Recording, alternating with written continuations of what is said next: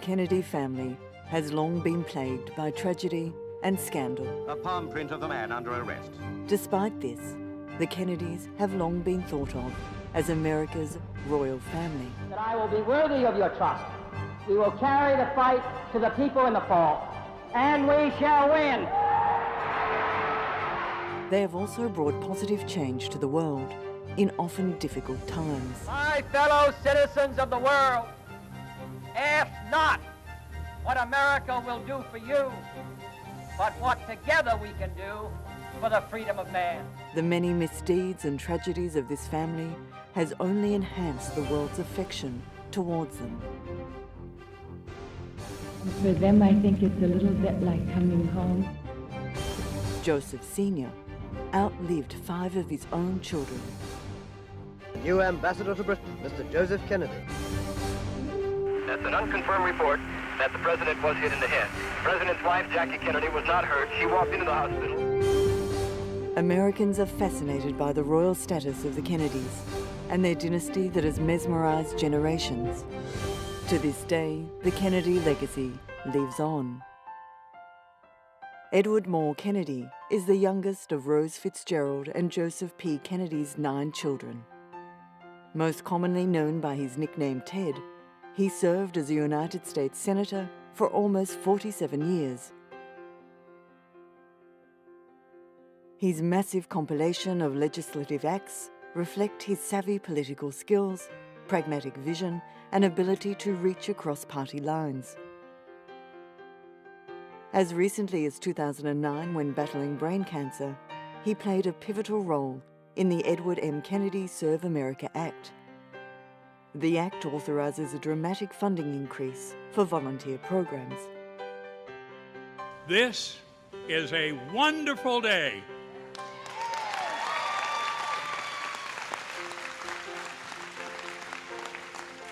For all of our country and all Americans who will now have a chance and the opportunity to give back to their communities and the nation that we love so much.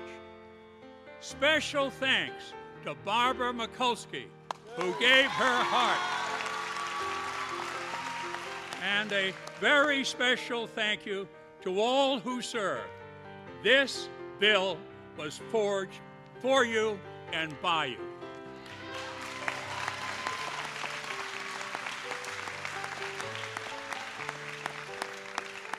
I will never forget the 5th anniversary of the Peace Corps, where I sat with the very first group of volunteers. I asked each of them why they decided to become involved, and they said, it was the first time that anyone asked them to do anything for their country. Today, another young president has challenged another generation to give back to this nation. Last spring at Wesleyan University, candidate Barack Obama summoned our nation to a new era of service. He said, "I believe with all my heart that this generation is ready and eager and up to the challenge." Mr. President, I couldn't agree more. Don't you?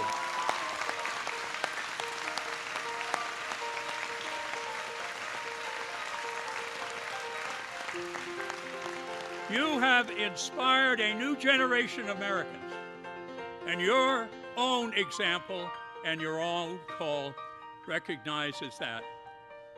You have walked the walk, and today you have paved it for many, many others. I'm deeply honored to introduce him now, my friend, our leader, the President of the United States. Honored to have the chance to introduce you.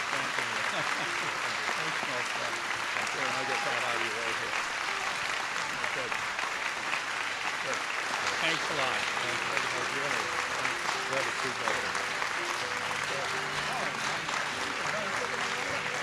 Thank you.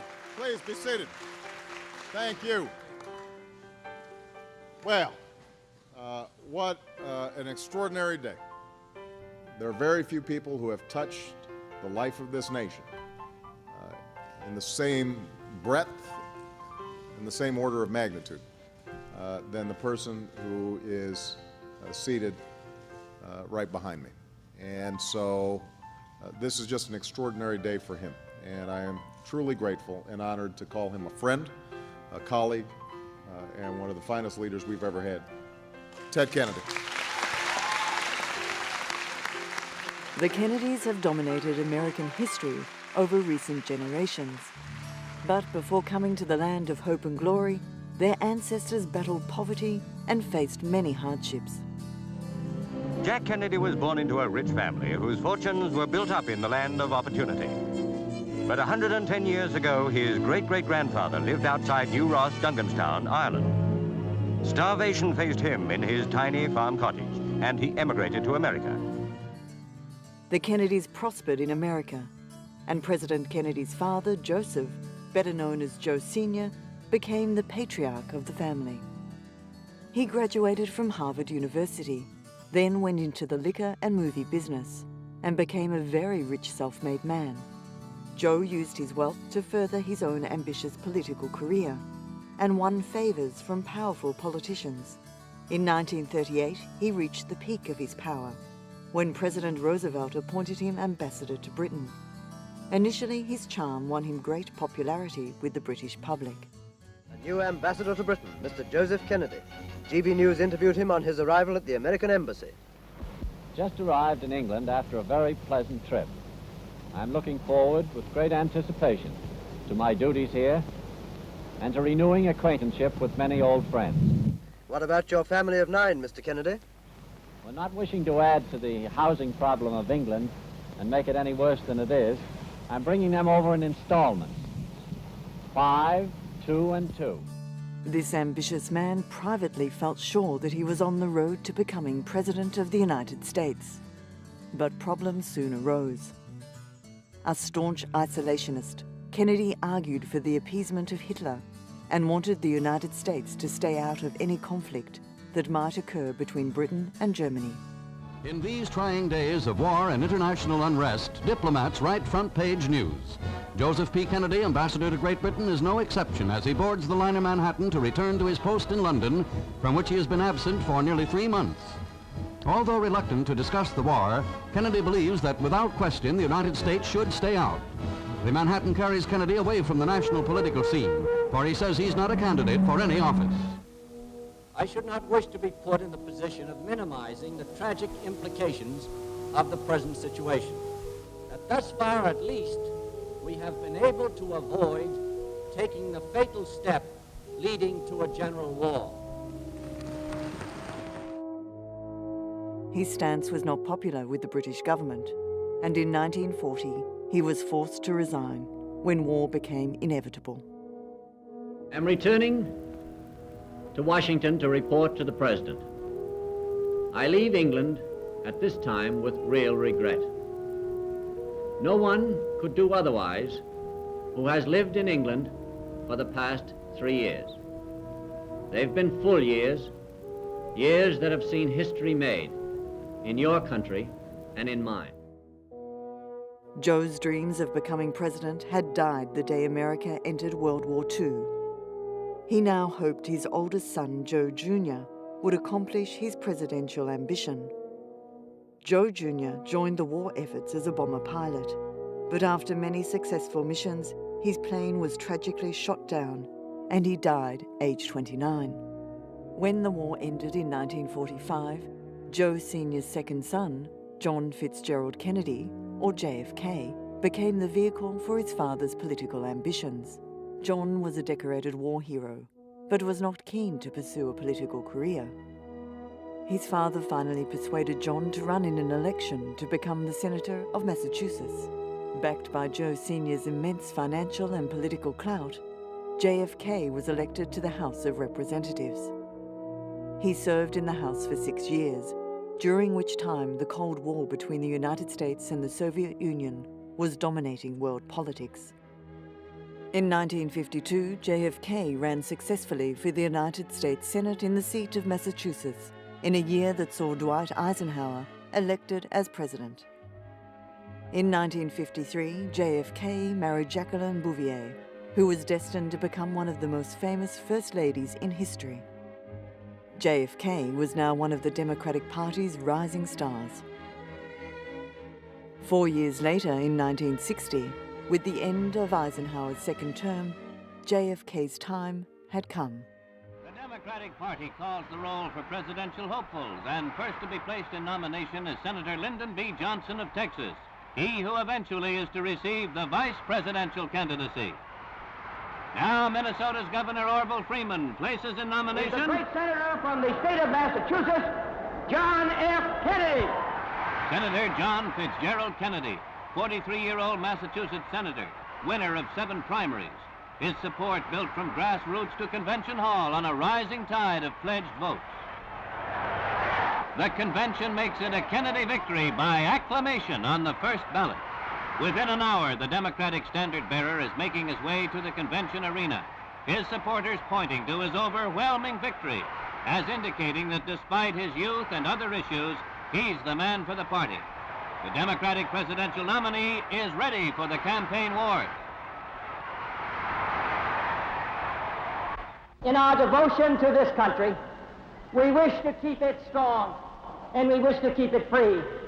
It requires, at this critical time, the best of all of us. And I can assure all of you here who have reposed this confidence in me that I will be worthy of your trust.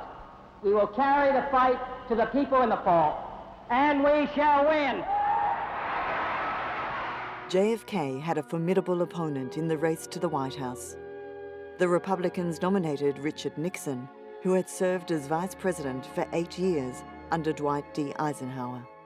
Newsmen note that never before have the major candidates faced each other at the elbow-rubbing political range afforded by the Senate chamber. The 1960 election was one of the closest presidential campaigns held in the 20th century. The crowds continue the overwhelming greeting for the famous local boy who made good. A weary but happy Senator Kennedy will vacation for a while before starting the rigorous presidential campaign. Whilst the two candidates remained neck and neck throughout much of the campaign, it is said that the turning point came during the 4 televised presidential debates between the two men, the first ever in US history. Nixon insisted on campaigning until just a few hours before the first debate started, and he had not completely recovered from a hospital stay due to a sore knee. Thus he looked pale, sickly, underweight and tired. He also refused makeup, and as a result, his beard stubble showed prominently on the era's black and white TV screens. Kennedy, in contrast, was well rested and prepared extensively beforehand. He appeared tanned, confident, and relaxed during the debate. An estimated 70 million viewers watched the first debate and believed Kennedy had won handsomely, while radio listeners believed Nixon had won. Another issue in the fall campaign was Kennedy's affiliation with Roman Catholicism, which hurt him among Protestants that harbored concerns a US president could be under the control of the Pope in Rome. In the end, candidates had much going both for and against them, and the polling remained close right up until Election Day. Kennedy won the election by just 0.1% of the popular vote. The outstanding personality of the year, John Kennedy, is elected to America's greatest political office. Youngest ever president, first Roman Catholic to go to the White House. What an amazing triumph. Against Nixon, who this time last year would have given him a dog's chance. And will, to the best of my ability, Preserve. After JFK took the oath of the office of the President of the United States, John Kennedy gave what is widely considered one of the best presidential inauguration speeches in American history.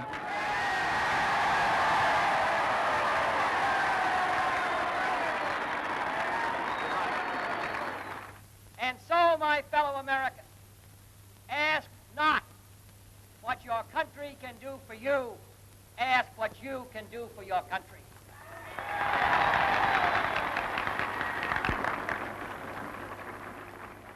My fellow citizens of the world, ask not what America will do for you, but what together we can do for the freedom of man. JFK was an immensely popular president, at home and abroad. He ushered in a new era of optimism and brought brilliant advisors into the White House. His younger brother, Robert Kennedy, had worked tirelessly whilst running JFK's presidential campaign and was keen to settle down and start his own law practice. But his father, Joe Sr., convinced him to become Attorney General. He was now the second most powerful man in the country and advised the president on all matters of domestic policy, national security, and foreign affairs. We have to be prepared to discuss what kind of a government or what kind of a system, a political system, we would hope to see established in Vietnam, which would also be acceptable to the government of North Vietnam. JFK's wife, Jacqueline, and his young children, Carolyn and John F. Jr., were adored throughout the country, even before he was elected. Leaving the Georgetown Hospital in Washington, President-elect John Kennedy wheels out Mrs. Kennedy, while Nurse Luella Hennessy carries John F. Kennedy, Jr. The wheelchair is strictly a hospital formality, as Mrs. Kennedy proved shortly afterwards. Showing no lingering effects of her cesarean operation, she is up on her feet before the Kennedys fly south for some rest and relaxation in Palm Beach, Florida. And here with daughter Carolyn, who will have the spacious White House lawn on which to play. The youngest man ever elected president, Jack isn't above acting like the average father to give his daughter a piggyback ride. The new president was a publicist's dream for the White House, and the newsmen of the day followed his every move. Mr. Kennedy, the nation's leading touch football player, turning baseball pitcher. The ball goes farther than the ordinary presidential pitch. The meeting of President-elect Kennedy and Vice President Nixon informs the rest of the world that despite a bitter election fight, the United States will unite and go forward. One of Kennedy's first positive presidential acts was the creation of the Peace Corps. Through this program, American volunteers could help underdeveloped nations in areas such as education, farming, healthcare, and construction. Since 1961, over 200,000 Americans have joined the Peace Corps, serving in 139 countries. Also, in his first year of office, Kennedy promised that the United States would have a man on the moon by the end of the decade. When he made this proposal, America had just 15 minutes of manned flight experience in space. But his vision of achieving big things ultimately led NASA to fulfilling his dream. Unfortunately, the administration's first brush with foreign affairs was a disaster. In the last year of the Eisenhower presidency, the Central Intelligence Agency, CIA, had equipped and trained a brigade of anti-communist Cuban exiles for an invasion of their homeland.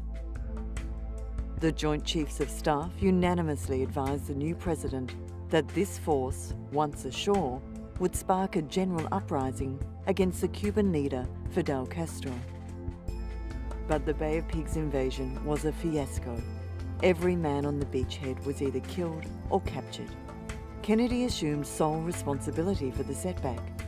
Privately, he told his father that he would never again accept a Joint Chiefs recommendation without first challenging it. Sadly, Joe Sr. suffered a stroke later that year. He was paralyzed and remained unable to speak for the last 8 years of his life. Following the humiliation of the Bay of Pigs invasion, JFK traveled to Vienna, Austria, for a summit with Soviet leader Nikita Khrushchev.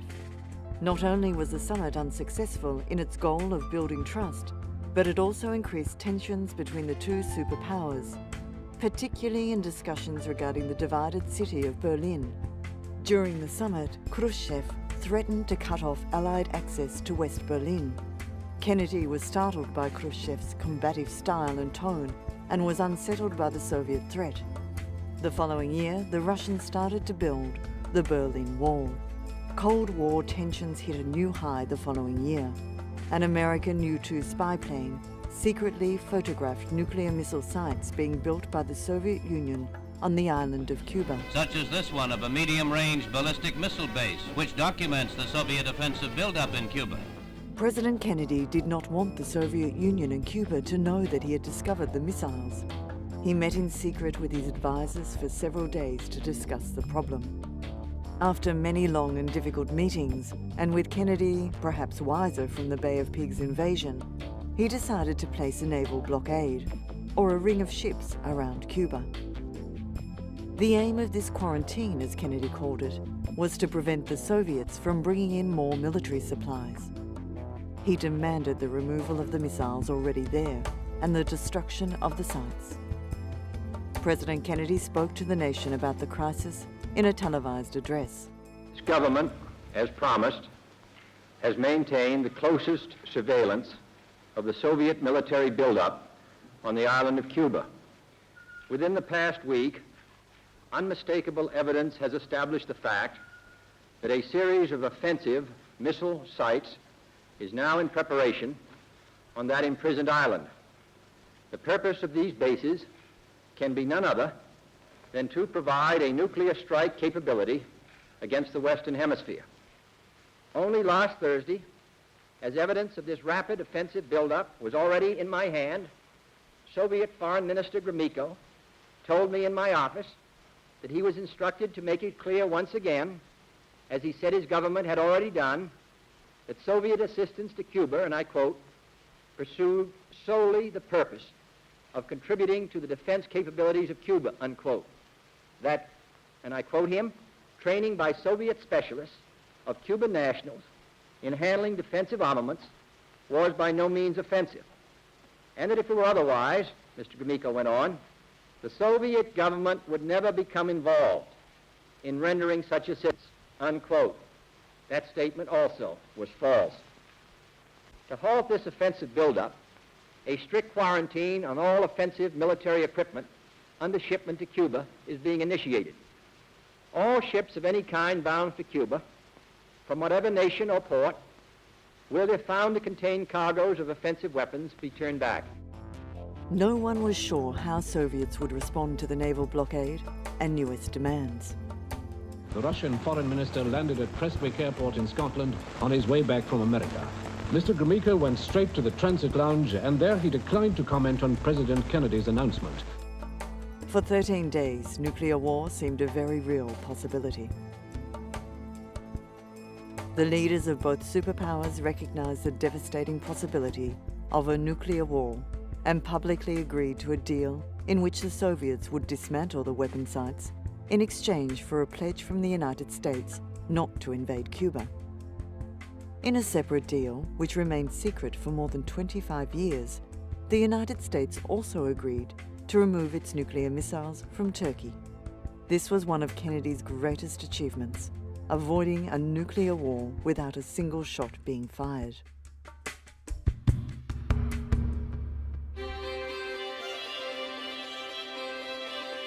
The youngest Kennedy, Ted, entered the Senate in a 1962 special election to fill the seat once held by his older brother John. Despite negative public comments such as, "Don't you think that Teddy is one Kennedy too many?" given that one of his brothers was the president and another US Attorney General, but Ted proved to be an effective street-level campaigner and defeated his Republican rival by gaining 55% of the Massachusetts vote. With the Cuban Missile Crisis a fresh memory, President Kennedy toured Europe in the summer of 1963 and paid an historic visit to Germany. JFK was greeted by ecstatic crowds who showered his entourage with flowers, rice and torn paper on his way to the Berlin Wall. No other American politician had been met with such joy and enthusiasm on a visit to Germany. In the Rudolf-Wildplatz, Kennedy gave one of his most memorable speeches to a rapt audience. There are many people in the world who really don't understand, or say they don't, what is the great issue between the free world and the communist world. Let them come to Berlin. Freedom has many difficulties, and democracy is not perfect. But we have never had to put a wall up to keep our people in, to prevent them from leaving us. Today, in the world of freedom, the proudest boast is, Ich bin ein Berliner.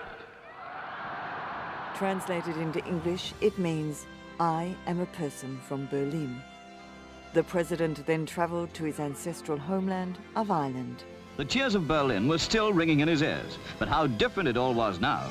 John F. Kennedy was in the land of his forebears, and there to bid him welcome was President de Valera, himself no less a fighter for freedom than the chief executive of the United States.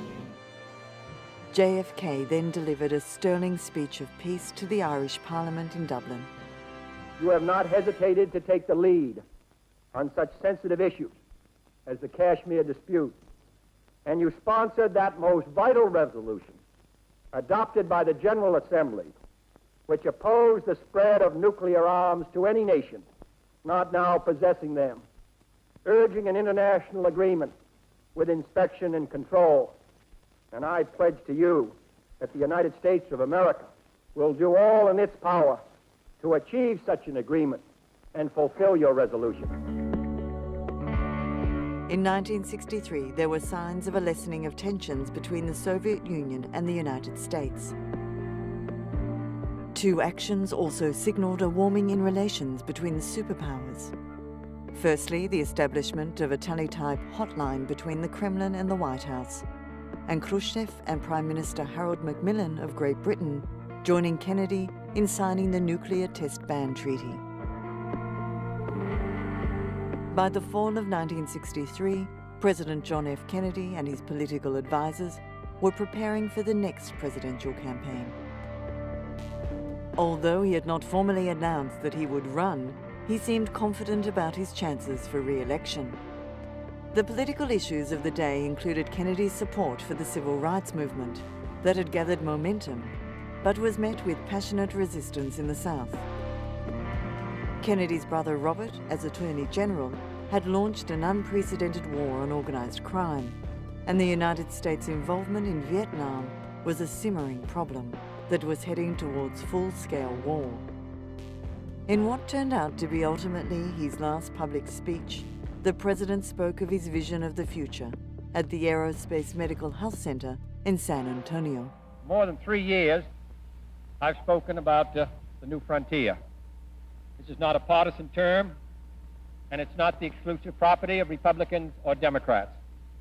It refers instead to this nation's place in history, to the fact that we do stand on the edge of a great new era, filled with both crisis and opportunity, an era to be characterized by achievement and by challenge.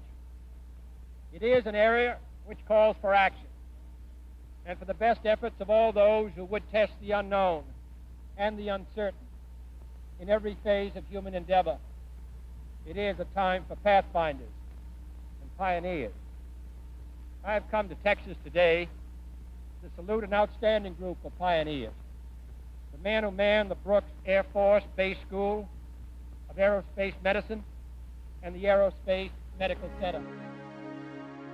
First Lady Jacqueline Kennedy rarely accompanied her husband on political outings, but she was beside him during the 10-mile motorcade through the streets of downtown Dallas on November 22. Sitting in a Lincoln convertible along with Texas Governor John Connally and his wife, the Kennedys waved at the large and enthusiastic crowds gathered along the parade route.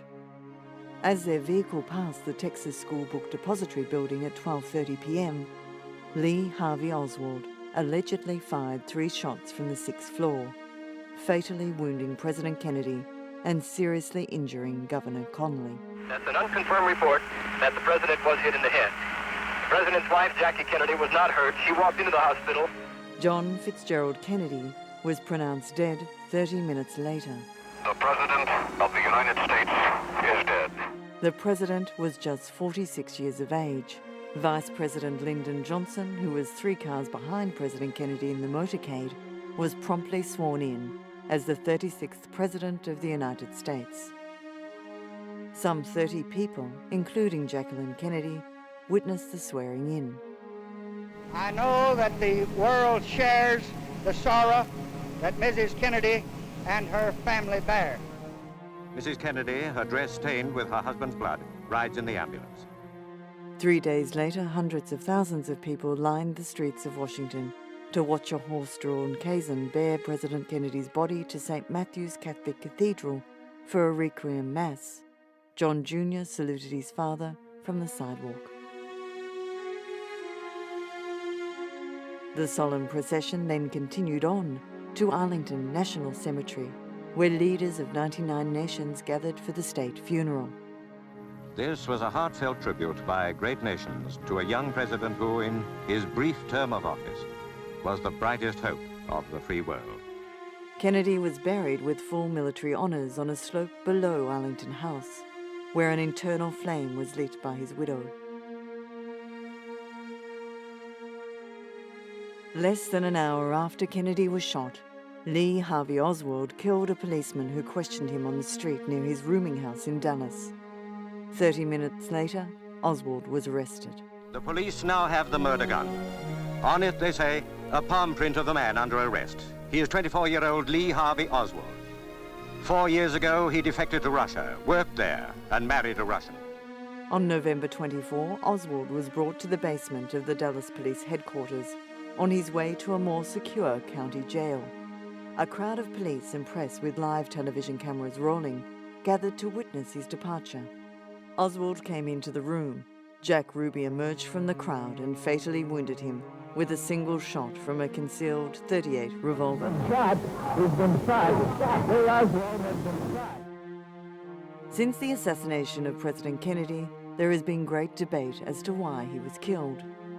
One popular theory is that he was probably assassinated as a result of a conspiracy that may have involved multiple shooters and organized crime. Tragedy strikes again at the Kennedy family.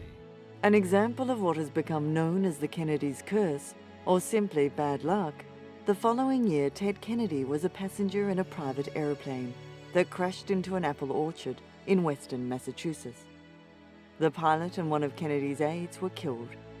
Ted spent months in a hospital recovering from a severe back injury, a punctured lung, broken ribs, and internal bleeding.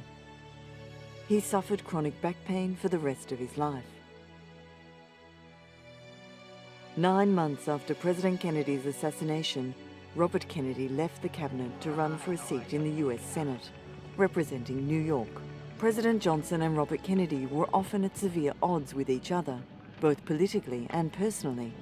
Yet Johnson gave considerable support to Robert Kennedy's campaign. Kennedy emerged victorious in the November election.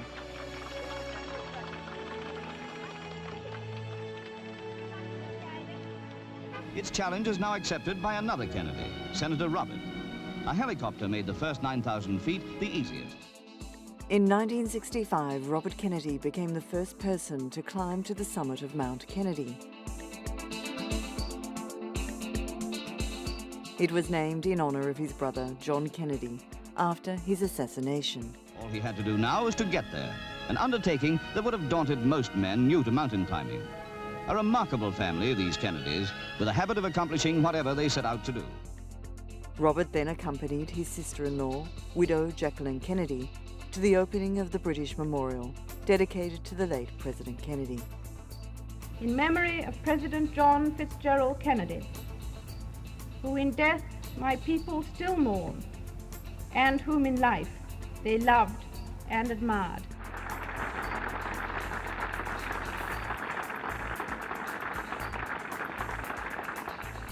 After the death of her husband, Jacqueline regularly holidayed in Ireland and was immensely popular there. I'm just happy to be here in the land my husband loved so much with his children. And for them, I think it's a little bit like coming home. And I hope we will come back again and again. Thank you. Jacqueline was received by the Irish president and honoured with a state banquet during her vacation in Dublin. In 1966, Robert Kennedy undertook a tour of South Africa in which he championed the cause of the anti-apartheid movement.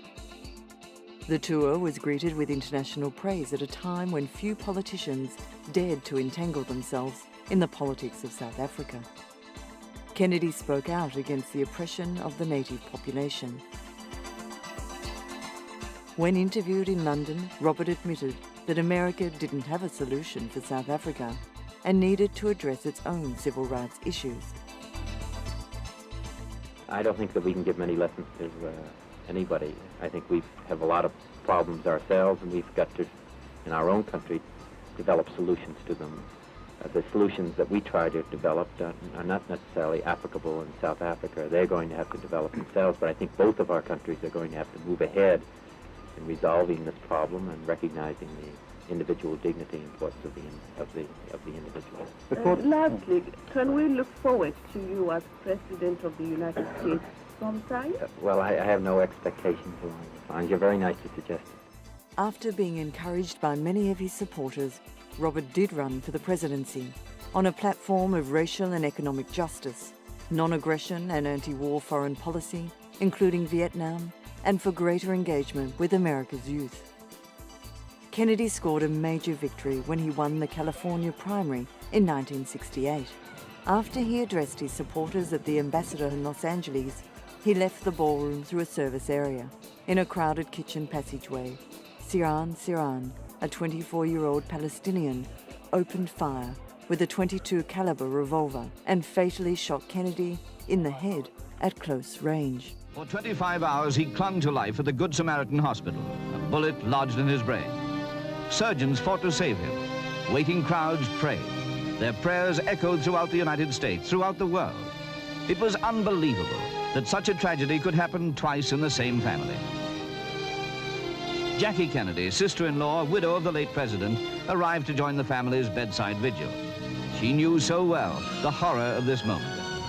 The man who might have been president of the United States, the father of 10 adored children, a great liberal and humanitarian, had made the same appointment with fate as his brother. He had died, victim of an assassin's bullet. Robert's body was brought to St. Patrick's Cathedral in New York City. The rich, the poor, Negro and white, they came on this sad summer day to weep, to pray, to mourn, to pay homage. Thousands of mourners lined up and waited to pass by to pay their respects. The next day, thousands attended a funeral mass at St. Patrick's.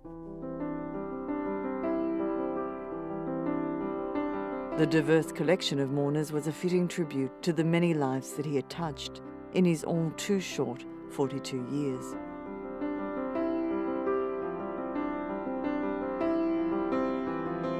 Bravely, Mrs. Ethel Kennedy and her eldest son, Joseph, bore themselves on this day. A funeral train took the coffin and the Kennedy family from New York to Washington. Hundreds of thousands of mourners paid their respects as the train passed by. In New Jersey, 2 bystanders who'd jumped the tracks were tragically killed by a train passing in the other direction. The funeral train was delayed and arrived at Washington's Union Station shortly after 9 p.m. A motorcade then took Robert's body to Arlington National Cemetery for the first nighttime burial in the cemetery's history. Kennedy was buried near his brother John just outside Washington, D.C. Robert had always maintained that he wished to be buried in Massachusetts, but his family believed that since the brothers had been so close in life, they should be near each other in death.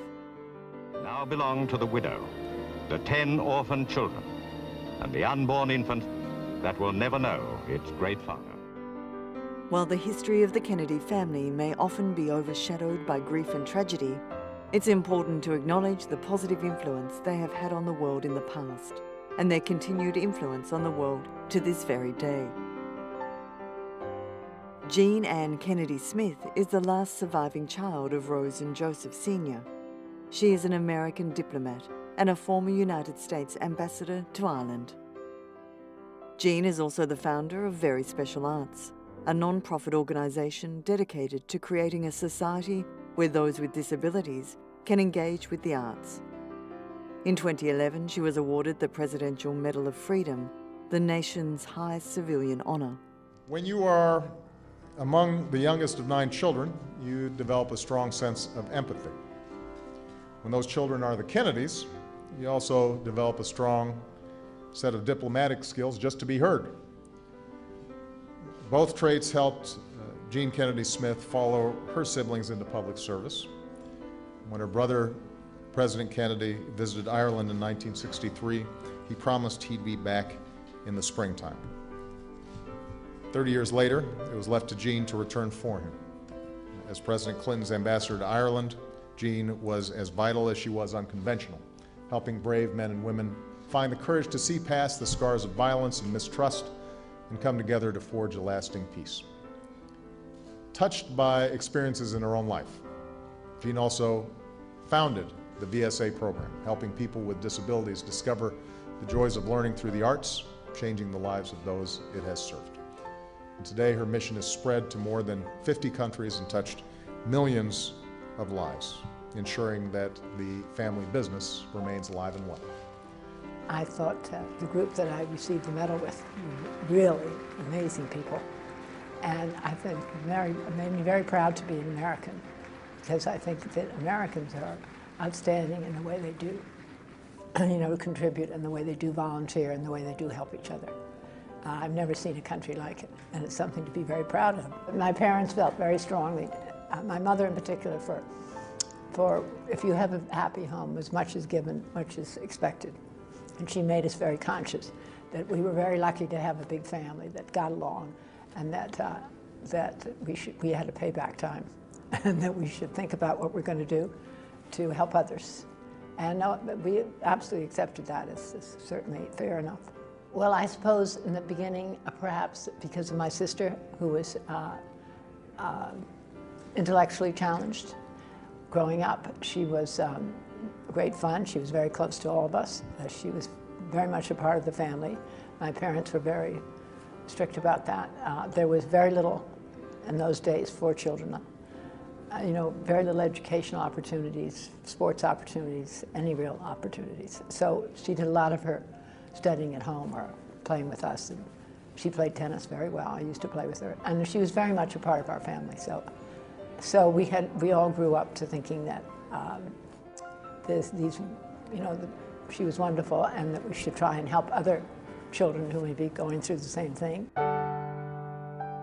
Jean Kennedy lost her little brother Ted to brain cancer on August 25, 2009. There is perhaps no other politician in American history that has achieved so much despite such public controversy and personal loss.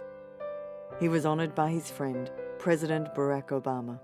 Today we say goodbye to the youngest child of Rose and Joseph Kennedy.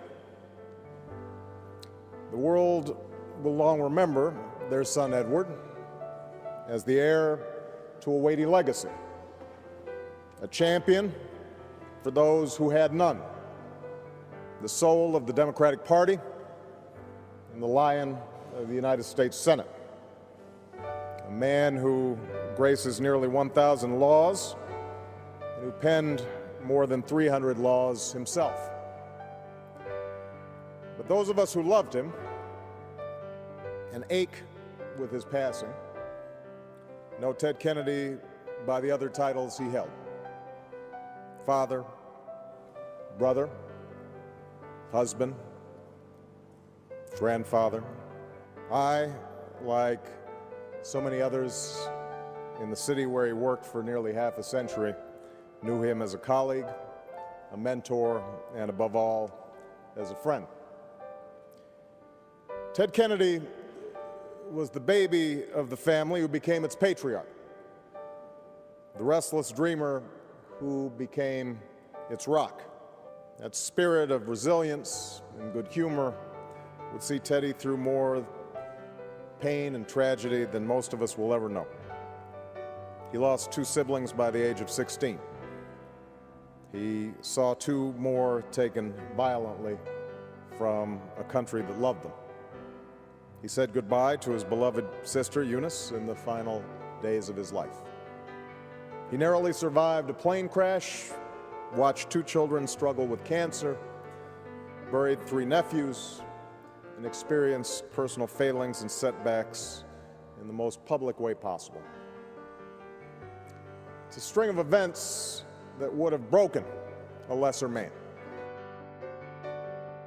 Through his own suffering, Ted Kennedy became more alive to the plight and the suffering of others. The sick child who could not see a doctor, the young soldier denied her rights because of what she looks like or who she loves or where she comes from. The landmark laws that he championed, the Civil Rights Act, the Americans with Disabilities Act, immigration reform, children's health, insurance, the Family and Medical Leave Act, all have a running thread. Ted Kennedy's life work was not to champion the causes of those with wealth or power or special connections. It was to give a voice to those who were not heard, to add a rung to the ladder of opportunity, to make real the dream of our founding. He was given the gift of time that his brothers were not, and he used that gift to touch as many lives and right as many wrongs as the years would allow. And that's how Ted Kennedy became the greatest legislator of our time. He did it by hewing to principle, yes, but also by seeking compromise and common cause. Not through deal-making and horse trading alone, but through friendship and kindness. In the days after September 11th, Teddy made it a point to personally call each one of the 177 families of this state who lost a loved one in the attack. But he didn't stop there. He kept calling and checking up on them. He fought through red tape to get them assistance and grief counseling. He invited them sailing, played with their children, and would write each family a letter whenever the anniversary of that terrible day came along. He once said, as has already been mentioned of his brother Bobby, that he need not be idealized or enlarged in death because what he was in life. And I imagine he would say the same about himself. The greatest expectations were placed upon Ted Kennedy's shoulders because of who he was, but he surpassed them all because of who he became.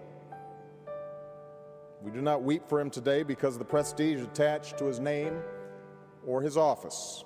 We weep because we loved this kind and tender hero who persevered through pain and tragedy, not for the sake of ambition or vanity, not for wealth or power, but only for the people and the country that he loved. This is how Ted Kennedy lived. This is his legacy.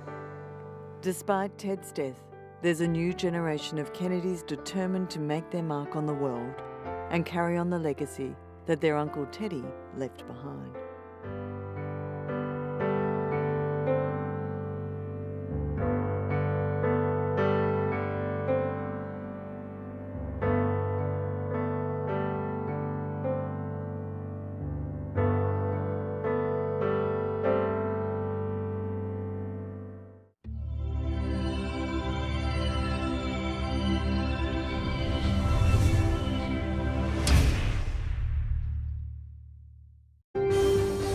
Americans are fascinated by the royal status of the Kennedys and their dynasty that has mesmerized generations. To this day, the Kennedy legacy lives on. Edward Moore Kennedy is the youngest of Rose Fitzgerald and Joseph P. Kennedy's 9 children. Most commonly known by his nickname Ted, he served as a United States Senator for almost 47 years. His massive compilation of legislative acts reflect his savvy political skills, pragmatic vision, and ability to reach across party lines. As recently as 2009, when battling brain cancer, he played a pivotal role in the Edward M. Kennedy Serve America Act. The act authorizes a dramatic funding increase for volunteer programs. This is a wonderful day.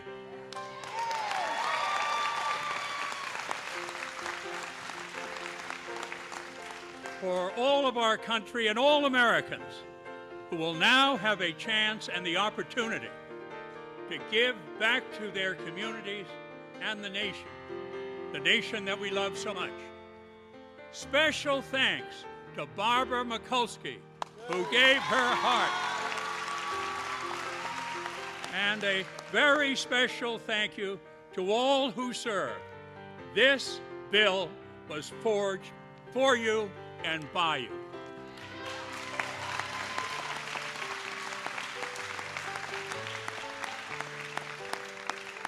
I will never forget the 5th anniversary of the Peace Corps, where I sat with the very first group of volunteers.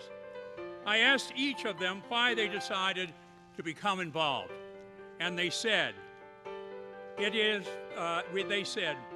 was the first time that anyone asked them to do anything for their country. Today, another young president has challenged another generation to give back to this nation. Last spring at Wesleyan University, candidate Barack Obama summoned our nation to a new era of service. He said, what an extraordinary day.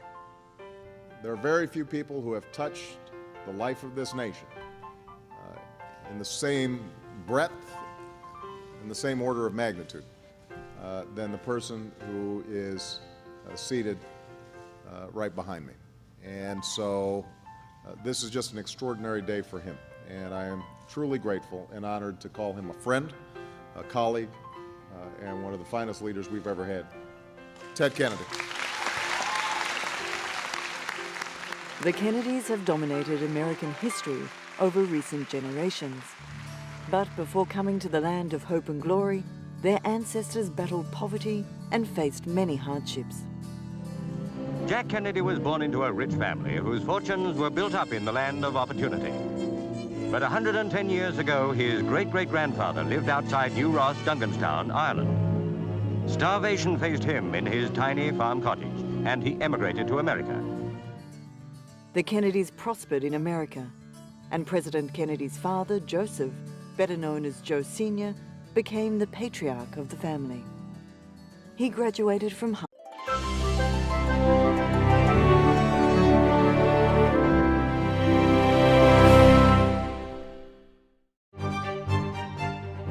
The Kennedy family has long been plagued by tragedy and scandal. A palm print of the man under arrest.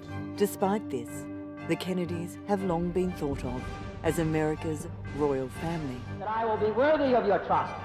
We will carry the fight to the people in the fall, and we shall win.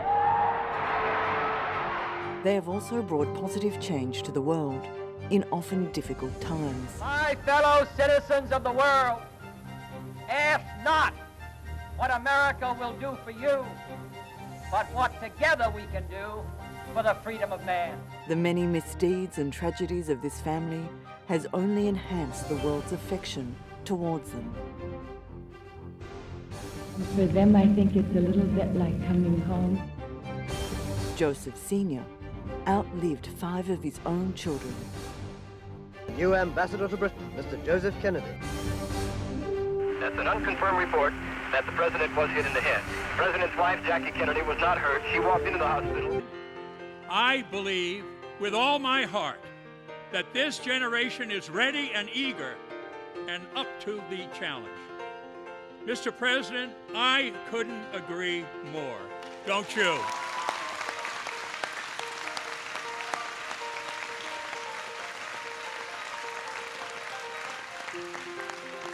You have inspired a new generation of Americans, and your own example and your own call recognizes that. You have walked the walk, and today you have paved it for many, many others. I'm deeply honored to introduce him now, my friend, our leader, the President of the United States. Honored to have the chance to introduce you. Thanks, Mark. I get that out of you right here. Good. Good. Thanks a lot. Glad to see you.